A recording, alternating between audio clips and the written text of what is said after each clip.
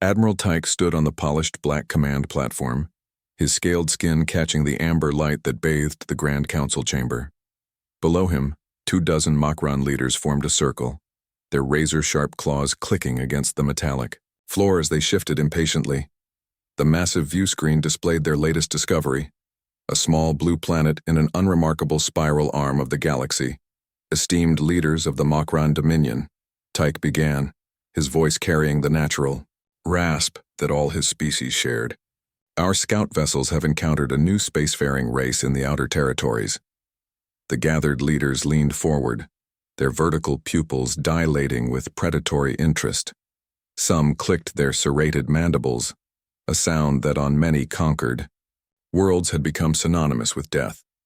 Tyke gestured with a clawed hand and the display shifted to show images of human vessels, cities, and biological scans. They call themselves humans. Our initial analysis suggests they are soft-bodied omnivores with minimal natural defenses, no claws, no significant muscle density, dull teeth, fragile skin. A ripple of what passed for laughter among the Makran spread through the chamber, a hissing, chittering sound that echoed off the vaulted ceiling. Commander June, Tyke's most trusted advisor for over 50 standard cycles, stepped forward. Unlike most Makran who favored elaborate armor decorated with trophies from conquered worlds, June wore simple black battle gear that emphasized his naturally imposing frame. Their technology appears equally unimpressive, June noted, manipulating the display to show human weapon systems. Chemical propellants, primitive nuclear fission, early fusion drives. They've barely left their home system. Another leader, Science Director Suho, raised a claw. What of their homeworld? Tyke nodded approvingly at the question. A death world by Makran standards, extreme temperature variations, powerful storms, tectonic instability. Curious that such weak creatures survived there at all. Perhaps they breed quickly to overcome their mortality rates, suggested War Minister Hyeri, her scales darker and more iridescent than the males of their species. That would make them excellent livestock. The suggestion sent another wave of predatory excitement through the chamber. The Makran had consumed the populations of several conquered worlds after their usefulness as slave labor had ended. Tyke zoomed the display to show human social structures. They organize into competing territorial groups rather than a unified force. Their military capabilities are divided and uncoordinated. Commander June stepped closer to the display, studying the human images with professional interest. They will fall quickly. I recommend a standard first contact protocol. A demonstration of our power followed by terms of surrender. War Minister Hyeri clicked her mandibles in disagreement. Why waste resources on diplomacy? Their world appears resource-rich. I say we harvest it directly.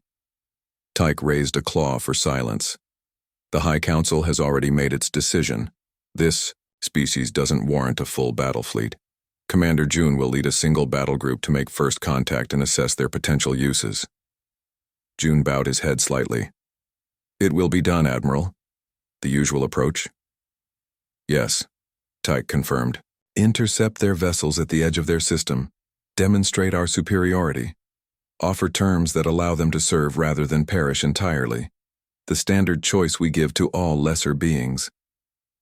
The War Minister's scales flared in annoyance. Such mercy is unnecessary. It is efficient, Tyke corrected. Willing slaves require fewer resources to manage than those who must be constantly controlled through fear alone. Besides, if they prove useless, we can always harvest them later. This practical approach satisfied the Council. As the meeting concluded, Tyke pulled June aside, speaking more quietly. Take samples of their technology and biology. The Science Directorate wants specimens to study. June nodded. Of course. Though I doubt they'll find anything of interest. These humans seem remarkably ordinary. Ordinary prey for the greatest hunters in the galaxy, Tyke said, something like pride in his raspy voice. Our ancestors fought their way to dominance on our homeworld. Our forebears conquered the stars. It is our destiny to rule all we encounter. June gazed at the image of Earth rotating slowly on the display. Another world for the Dominion. Should be simple enough. As the council chamber emptied, the two Makran leaders watched the small blue planet on the screen, already discussing how its resources would be divided, how its population would be processed, how its very existence would soon be nothing more than another footnote in the long, bloody history of Makran expansion. Among the stars, June's battle group prepared for departure. The vessels were sleek, predatory shapes of dark metal and crystalline weapons arrays, designed not just to kill, but to terrify. They had never failed in a first contact mission. There was no reason to think these humans would be any different from the hundreds of species that had fallen before them. The Makran had ruled unchallenged for so long that the possibility of failure never crossed their minds. After all, what could soft, weak creatures like humans possibly do against the galaxy's perfect predators? The Makran. Battlecruiser sliced through the darkness of space, its hull gleaming like polished obsidian against the backdrop of stars. Commander June stood on the bridge, watching as the small human exploration vessel grew larger on the main screen.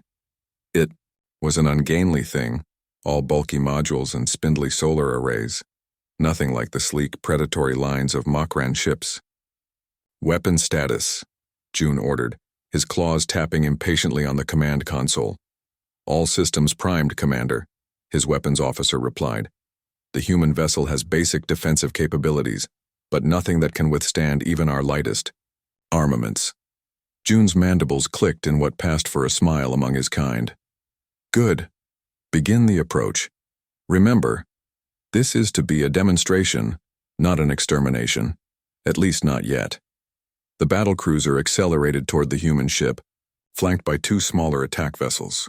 They moved with practiced precision, a hunting formation perfected over thousands of years of conquest.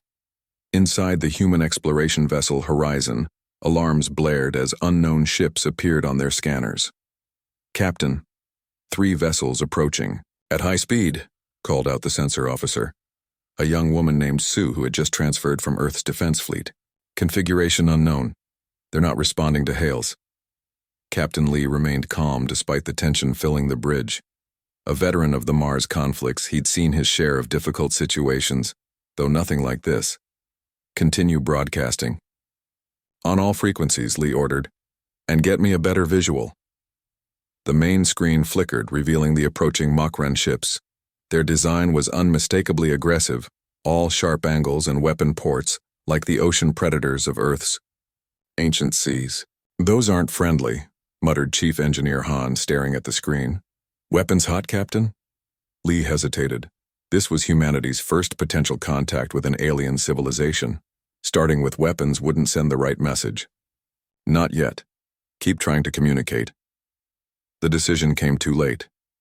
Without warning, the lead Makran vessel fired a precision beam that sliced through the Horizon's communication array, severing it from the ship with surgical precision. "They've cut our comms!" Sue shouted, her fingers flying over the controls. "No way to call for backup." Lee's face hardened. "Now we can arm weapons." But before the human crew could respond, their ship shuddered violently. The Makran were already boarding. Commander June led the boarding party himself, 8 elite warriors in armor that seemed to absorb light rather than reflect it. Each stood nearly 3 meters tall, their exoskeletons bristling with natural weapons augmented by technology.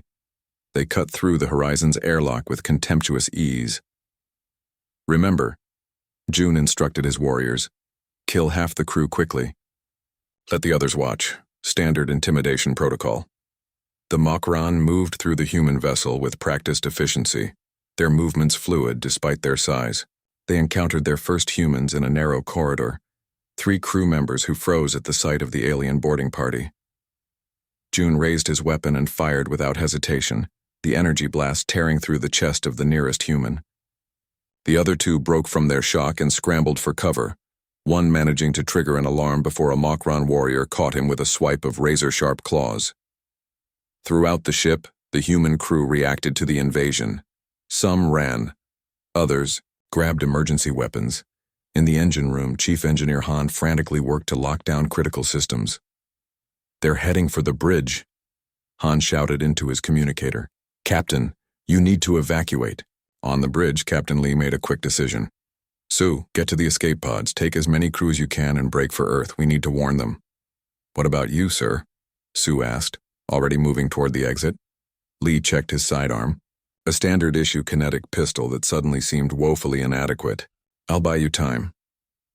As Sue left, Lee opened a hidden compartment beneath his command chair and pulled out a metal case.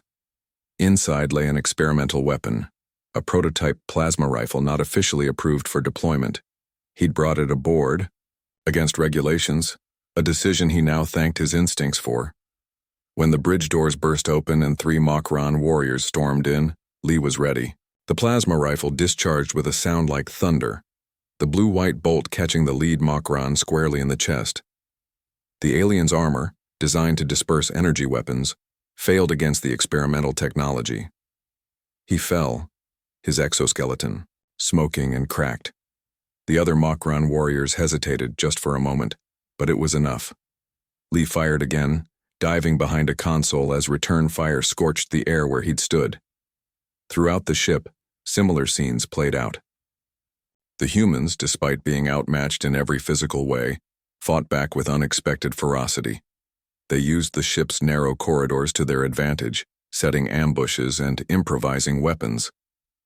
In the medical bay, Dr. Jin trapped 2 Mokran warriors in a quarantine field, cranking up the pressure until their exoskeletons began to crack. In the cargo hold, a group of engineers used magnetic loaders to crush another between cargo containers. Commander Jun, who had personally led hundreds of boarding actions without a single complication, found himself in an unexpected situation. His forces were taking casualties, genuine casualties, against prey. The final shock came when human reinforcement vessels arrived, not to surrender, but to fight. They coordinated their attacks with the surviving crew of the Horizon, displaying tactics that the Mokran had never encountered before. Retreat to the extraction point, Jun ordered his remaining warriors, genuine confusion in his voice. This wasn't how prey was supposed to behave. As they fell back, a human ambush caught Jun's party. A shaped explosive charge detonated, collapsing part of the corridor. Jun found himself separated from his warriors, face to face with 4 humans armed with makeshift weapons.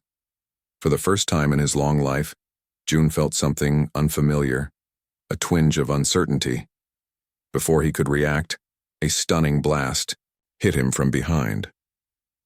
As consciousness faded, his last thought was one of disbelief. No species had ever captured a Mokran officer alive. The remaining Mokran warriors retreated to their vessels, carrying news that would shake the Dominion to its core. The humans weren't just fighting back, they were winning. The room fell silent as the footage ended. On the screen, the final moments of the Horizon's battle played out. Ordinary men and women fighting with extraordinary courage against towering alien invaders. Director Jinwoo stood before the gathered world leaders, his usually crisp uniform wrinkled from 3 days without rest. "That's everything we recovered from the ship's databanks," he said, his voice steady despite the exhaustion evident on his face. 37 crew members lost. 22 survived, including Captain Lee, who led the counterattack that captured the alien commander. The United Nations Secretary-General leaned forward. "And the prisoner?" Jinwoo nodded to his aide, who brought up new footage on the main screen. It showed a secure containment chamber where the captured Mokran commander lay restrained on a specially designed platform. Even injured and captive, the alien radiated menace, like a tiger in a cage that everyone knew could break free at any moment. "This is Commander Jun of the Mokran Dominion," Jinwoo explained. "Dr. Jin has been working around the clock to establish communication. We've learned their language uses both vocal sounds and mandible clicks, but we're making progress." "What? Have you learned about their intentions?"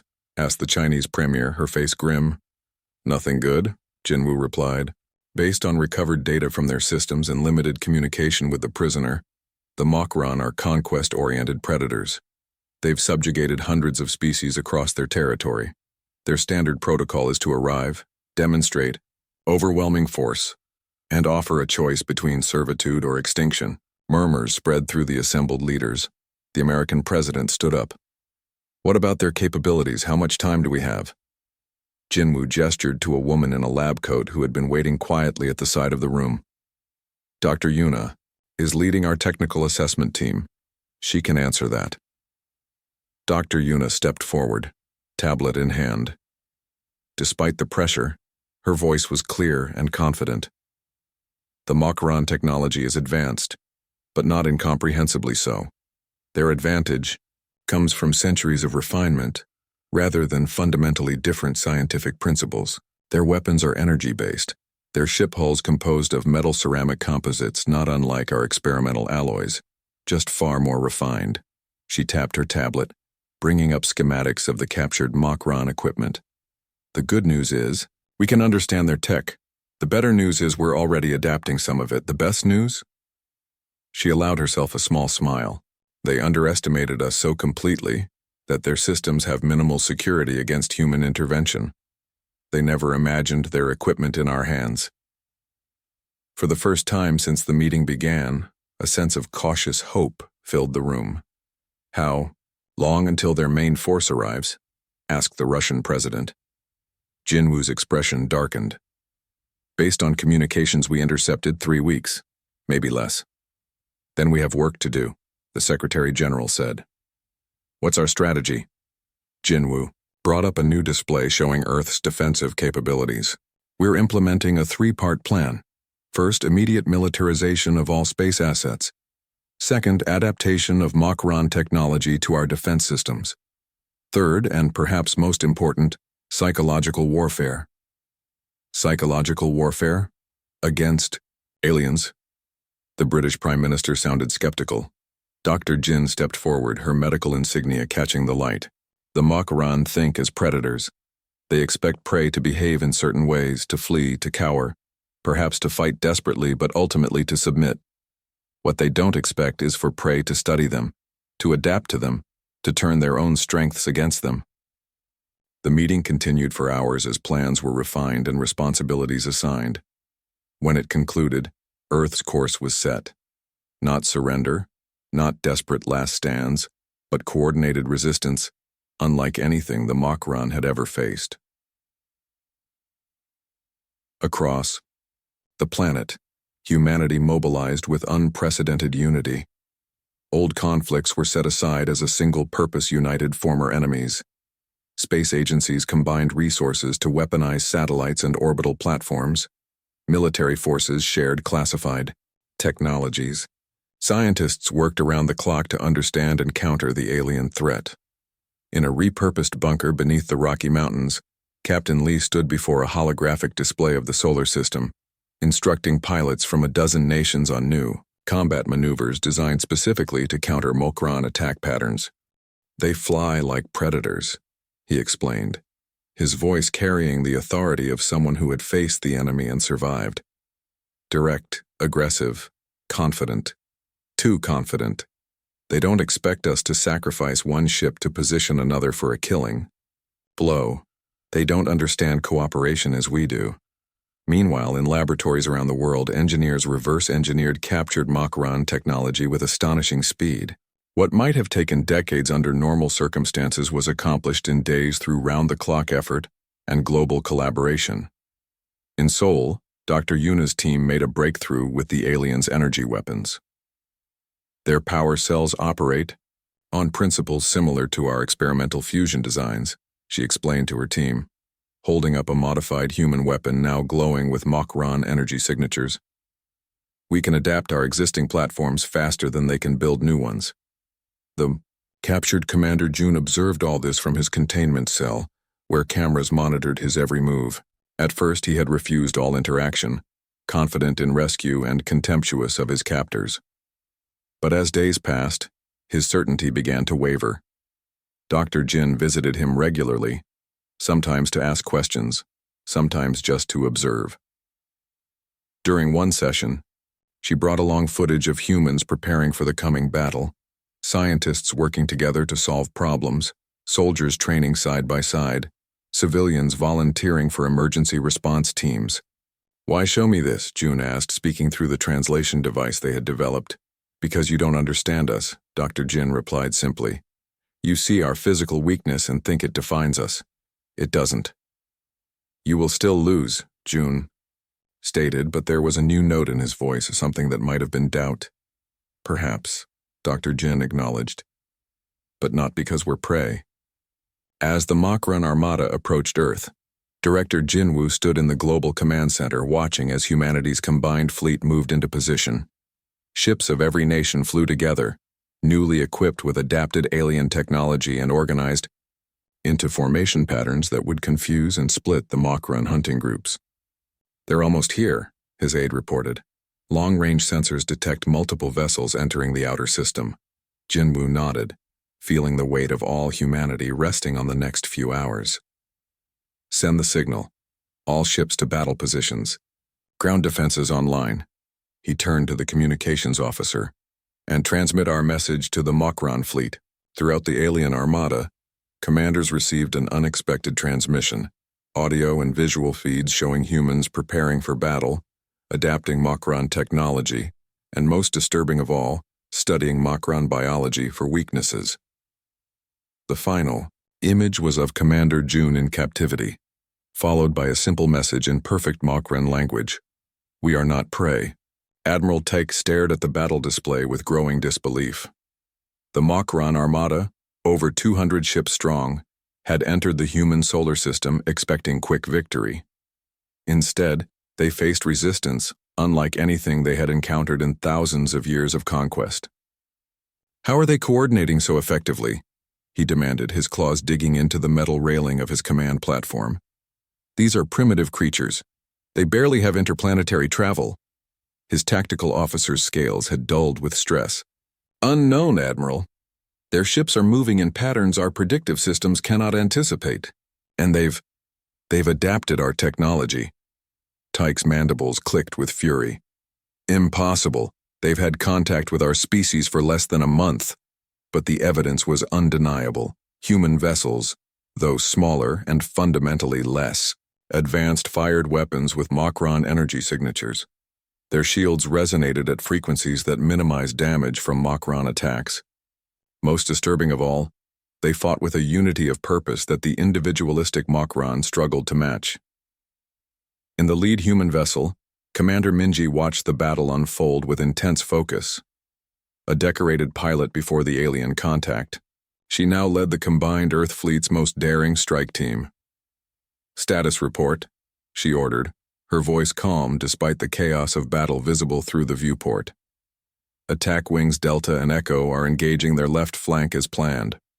Her second in command replied. The Makran are responding exactly as Captain Lee predicted. They're pulling ships from their center to reinforce. Minji nodded. The captured alien commander's psychology had proven invaluable. June's interrogation had revealed that Makran tactics relied heavily on intimidation and overwhelming force. When challenged, they instinctively moved to crush resistance rather than considering it might be a diversion. All ships in strike group prepare for Phase 2, she ordered. Remember your training. These aliens think like predators, so we'll think like hunters. Throughout the human fleet, similar scenes played out. Smaller, faster ships darted between lumbering Makran cruisers, drawing fire and attention, while larger vessels moved into position. The humans fought not as individual captains seeking glory, but as a single coordinated force.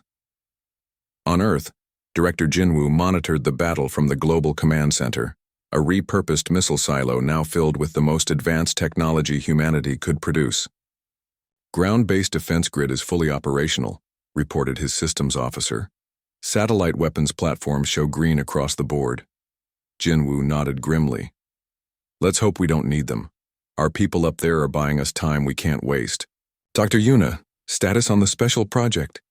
Dr. Yuna looked up from her workstation, dark circles under her eyes after days without proper sleep. The biodisruptor is ready, Director, but we need a delivery system that can penetrate their flagship's defenses. That's where Commander Minji comes in. Jinwoo replied, his gaze returning to the battle display. In space, the human counteroffensive entered its critical phase. Commander Minji's strike team accelerated toward the heart of the Makran formation, their ship's engines pushed beyond safe limits. Enemy targeting systems locking on, called out her sensor officer. They're committing 3 cruisers to intercept. Just As planned, Minji said. Initiate countermeasures. The human vessels released clouds of specialized particles, another adaptation of Mokron technology. The particles didn't block sensors completely, but degraded them just enough to create uncertainty.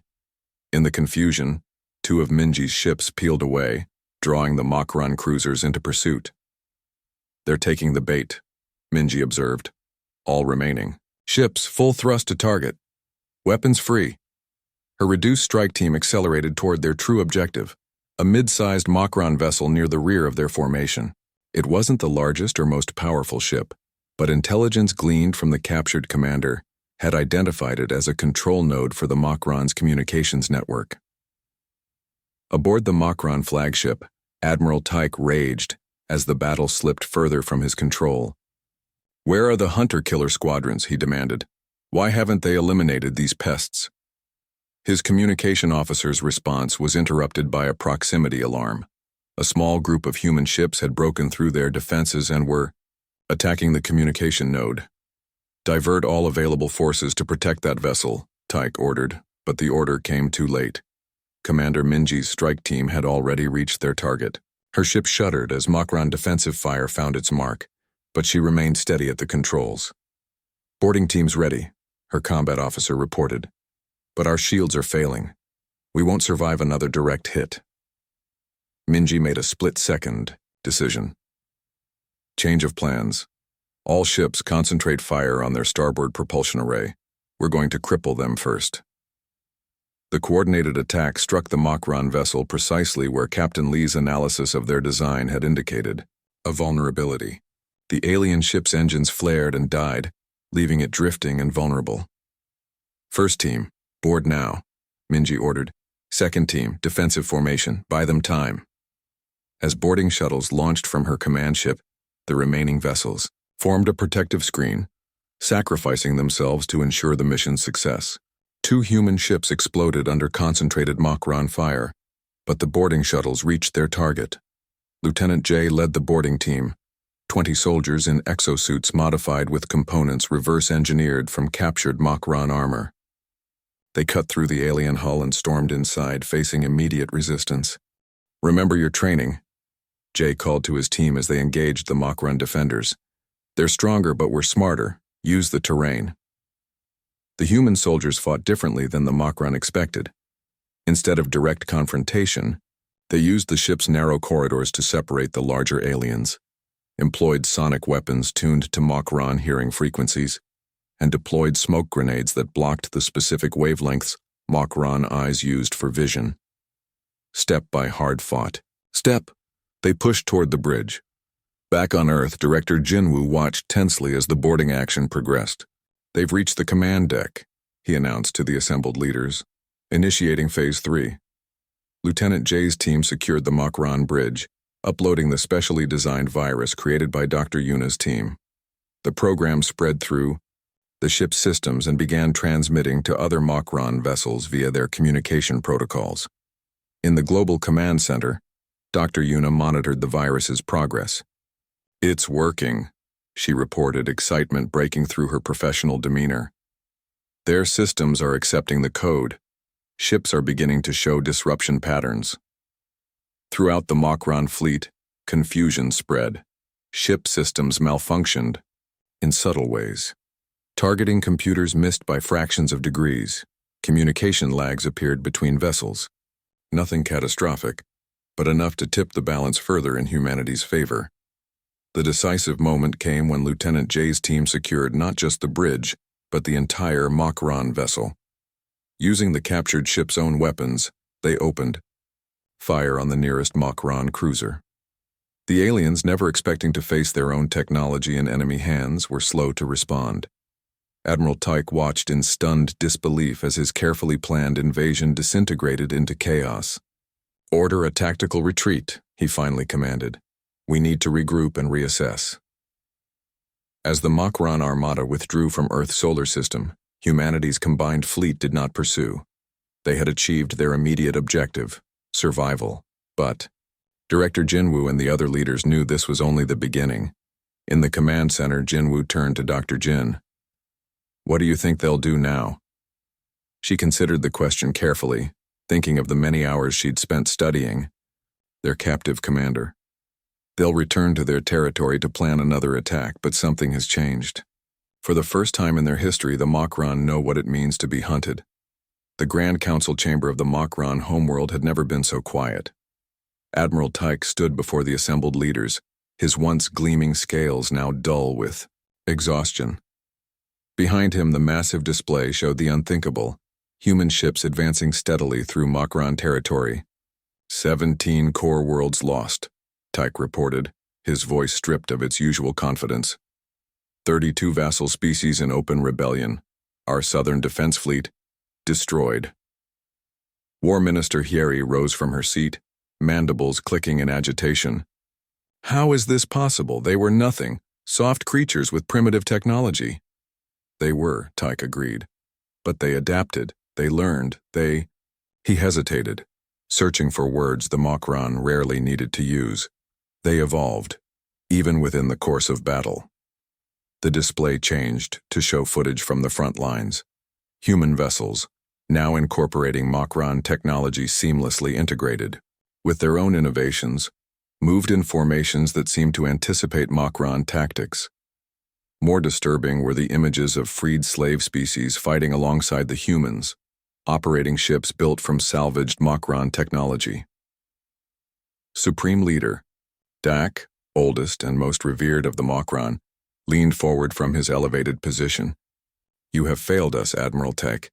Explain why you should not be consumed for this failure. Ritual consumption of the unsuccessful was an ancient Makron tradition, rarely enforced in modern times but still legally permitted. Tyke's posture stiffened, preparing for the defense of his life. Supreme Leader, I accept full responsibility, but consuming me will not change our situation. He paused again, the words foreign on his tongue. We need to understand these humans. Traditional tactics have failed. We require new thinking. A murmur ran through the assembled leaders. New thinking was not the Makron way. Their success had always come from perfecting existing strategies, not inventing new ones. What do you propose? Dak asked, his ancient eyes narrowing. The prisoner exchange, Tyke replied. The humans have agreed to return Commander June in exchange for the release of 3 subjugated worlds. I believe we should accept. Bargain with prey? Hyeri spat. Compromise our divine right to rule? They are not behaving as prey, Tyke countered. And June has spent more time studying them than any Makron. His insights could be valuable. After heated debate, the council reluctantly approved the exchange. 3 days later, Commander June stood before them, thinner than was, healthy for a Makron but otherwise physically intact. Speak, ordered Supreme Leader Dak. Tell us what you learned during your captivity. June stepped forward, his movements carrying a new deliberation unfamiliar to his fellow Makron. Honored leaders, what I learned cannot be easily explained. It requires context, he gestured to the display. May I?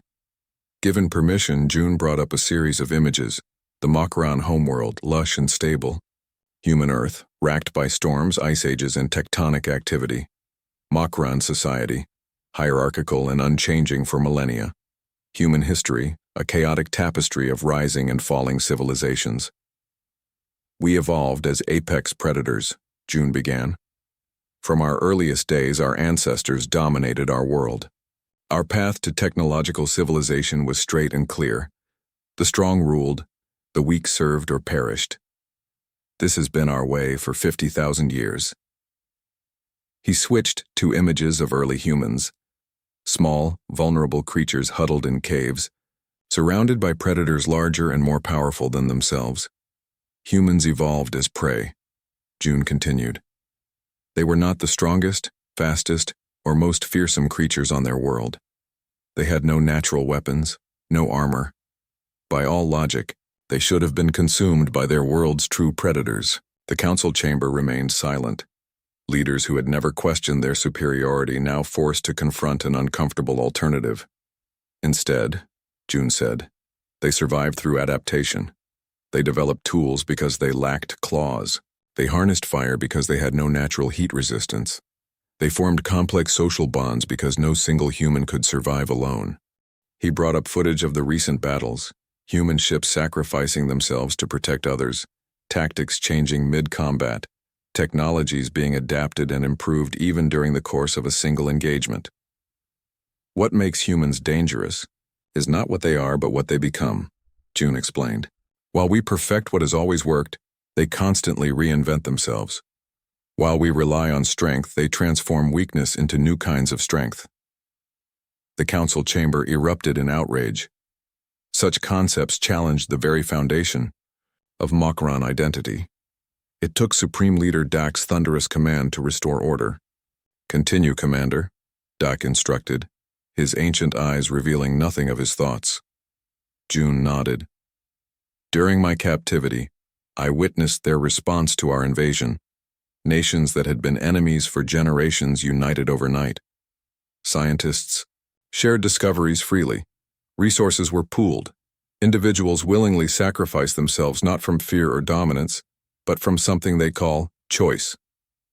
He brought up one final image, a simple DNA strand, human in origin. "Their chief medical officer, Dr. Jin, showed me this. Human DNA contains fragments from viruses, bacteria, and other organisms.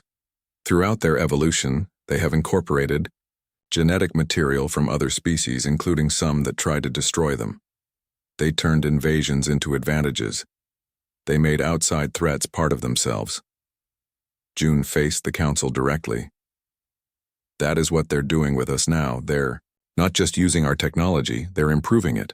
They're not just copying our tactics, they're countering them.